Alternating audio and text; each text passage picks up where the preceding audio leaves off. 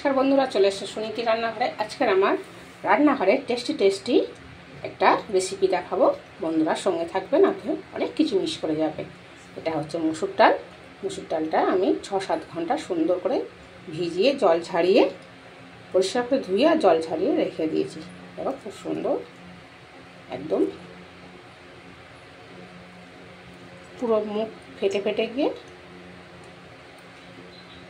এটাকে সুন্দর করে বেটে নিয়ে আসবো। আর এতে আছে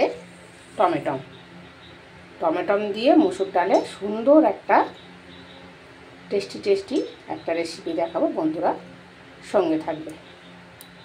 তাহলে এই মসুর ডালটাকে আমি বেটে নিয়ে আসছি।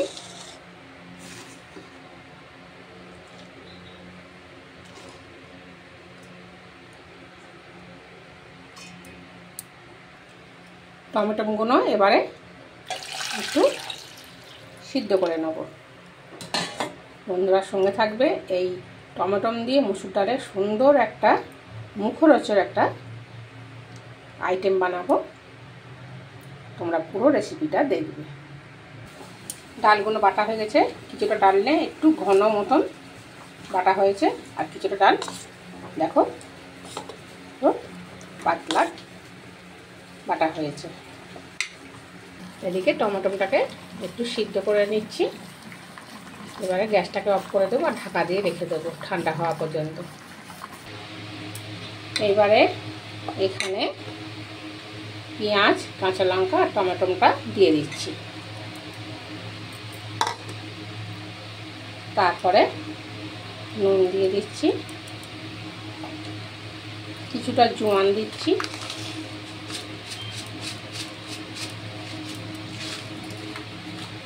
জিরের গুঁড়ো দিচ্ছি,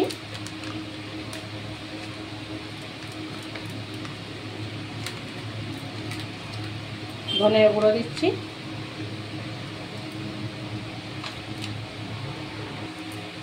এবারে ঘরে রাখা গরম মশলাটা একটু দিয়ে দিচ্ছি, ভাজা মশলাটা। এবার সব কিছু একসাথে মেখে নেব, সুন্দর করে মেখে নেব। বন্ধুরা সঙ্গে থাকো। তা সুন্দর করে মাখানো হয়ে গিয়েছে। এইবারে পাতলা যে মশলাটা, এই ডাল বাটাটা, সেখানে নুন দিয়ে দিচ্ছি, কালো জিরে দিয়ে দিচ্ছি,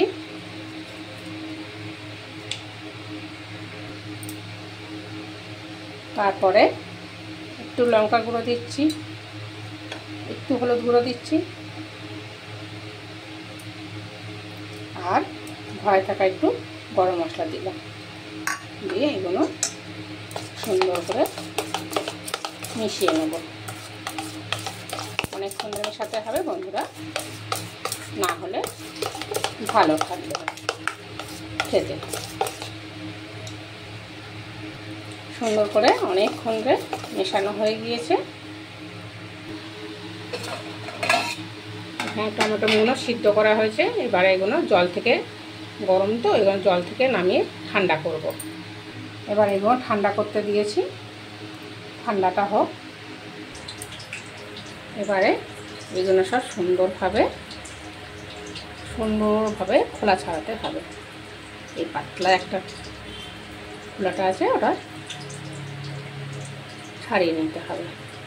একটু সিদ্ধ অল্প করবে, বেশি করলে আর তাহলে এটা গলে যাবে। সুন্দরভাবে এরকমভাবে খোলাগুলো ছাড়িয়ে নিচ্ছি। বন্ধুরা সব কটা সঙ্গে থাকো।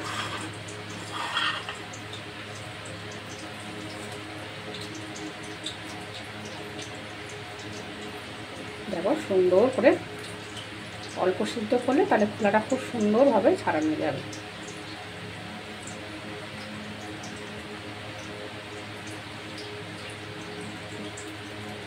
কি সুন্দর খোলা ছাড়ানো হয়ে গেল, পুরোটা খোলা ছাড়ানো হয়ে গেল।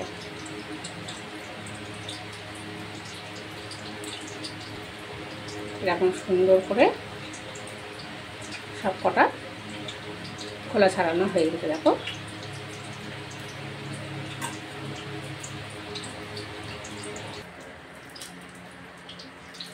এইভাবে এই পিছনের দিকটা সুন্দর করে ছুরি দিয়ে গোল করে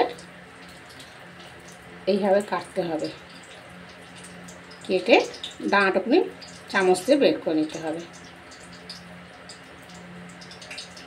দেখো কত সুন্দর কাটা হয়ে গেল। এবার চামচে এই পেছনটা দিয়ে এই দানাগুলো সুন্দর করে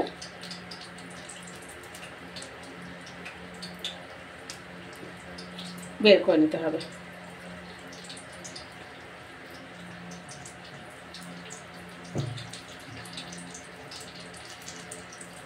দেখো আর দানা নেই ভিতরে।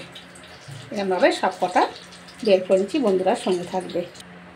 এই সব কটা সুন্দরভাবে ভিতর থেকে দানা আর জলটা সব বের করে নেওয়া হয়েছে।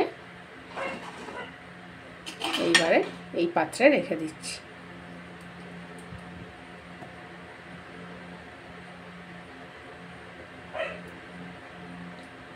দেখো কতটা দানা জলটা বেরিয়েছে, দেখো বন্ধুরা।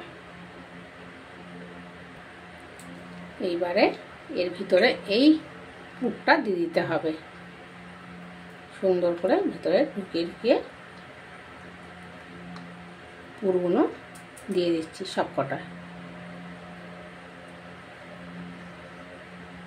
এরকমভাবে একবার টমেটো চপ করে খেয়ে দেখবে, খুব সুন্দর লাগে খেতে। আর যদি ভালো লেগে থাকে তাহলে আমার চ্যানেলটাকে একটা লাইক, একটা সাবস্ক্রাইব করতে ভুলবে না। আর এরকমভাবে বাড়িতে রান্না করে খেয়ে দেখবে। আর যদি ভালো লেগে থাকে তাহলে একটা কমেন্ট করে দেবে। দেখো সব কটা কি সুন্দর পুর করা হয়েছে। এইবারে তোমার এই যে আগে যে পাতলা মতন ডালটা, তাতে এবার আস্তে আস্তে করে দিয়ে দিতে হবে। এরকমভাবে সব কটা দিয়ে দিচ্ছি, বন্ধুরা সঙ্গে থাকো। সব কটা সুন্দর করে পুর ভরে আর ডালেতে সুন্দর করে রেখে দিচ্ছি। এবারে কড়াইতে তেল গরম করতে দেওয়া হয়েছে। এবারে সুন্দর করে একটা একটা করে বসিয়ে দিতে হবে।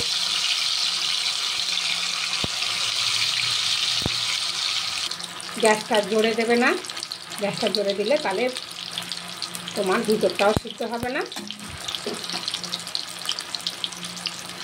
আর টমেটোটাও সিদ্ধ টমেটো, তাও ভিতরে যে পুরটা দেওয়া হচ্ছে তাহলে সেটা সিদ্ধ হবে না।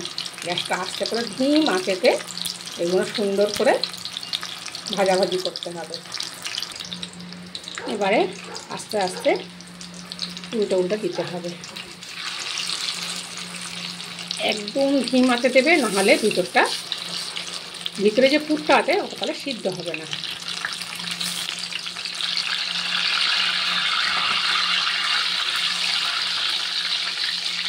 এটাও অনেকক্ষণ ধরে হোক, সুন্দর করে অনেকক্ষণ ধরে আমার হয়ে গিয়েছে। এটা এবার তুলে নিচ্ছি, বন্ধুরা সঙ্গে থাকবে। পুরো রেসিপিটা আমার সঙ্গে থাকার জন্য তোমাদেরকে ধন্যবাদ। দেখো কি সুন্দর করে টমেটোমের চপ হয়েছে। এবারে একটু ঠান্ডা হয়েছে, কেটে নিই।